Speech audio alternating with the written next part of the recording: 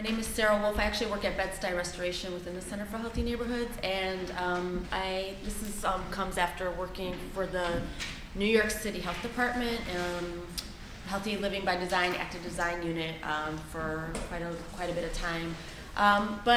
So Restoration is the first community development corporation in the country. It's been around for over 50 years. Obviously based and centralized in Bed-Stuy, but we really see our kind of purview as Central Brooklyn overall.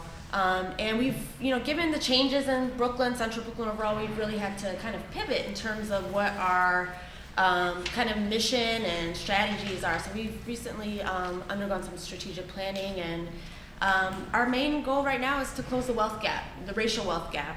That has been, growing, and that, has been here all along, but is growing. Especially, we see it every day in Central Brooklyn and Brooklyn overall. And it was really interesting when Meta was talking about the relationship between diversity and social inclusion. That initially I was like, wait a second, no, that's not right.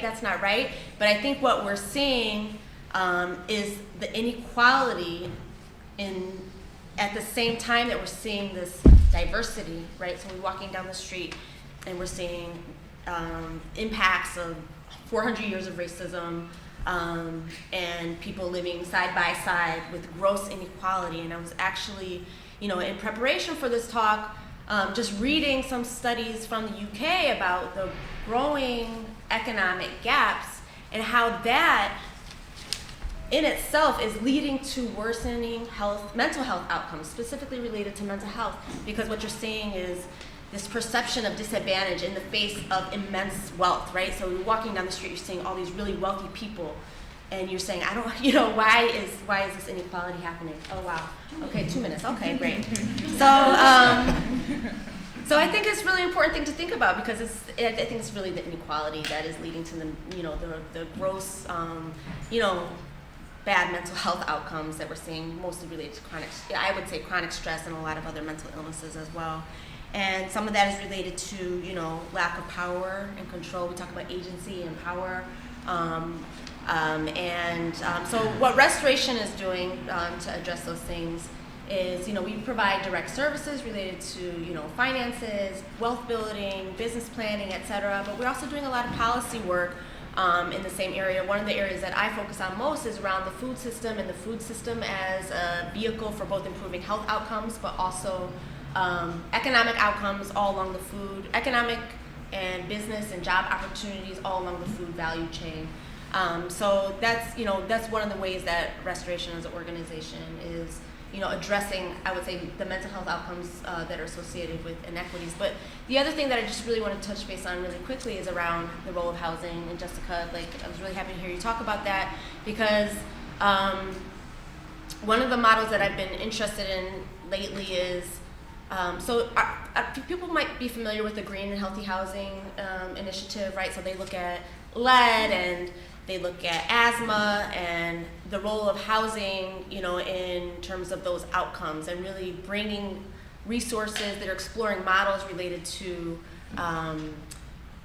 medical care dollars, paying for those types of interventions related to lead and integrated pest management and all those things in housing. So what I would be interested in is, how can we quantify and bring medical care dollars, as we're seeing as part of Medicaid reform, to the fore for addressing not only providing supportive housing, but really helping with housing just generally. How can we make our quality housing beautiful, looking at things that we know are evidence-based related to quality housing, natural materials, natural lighting,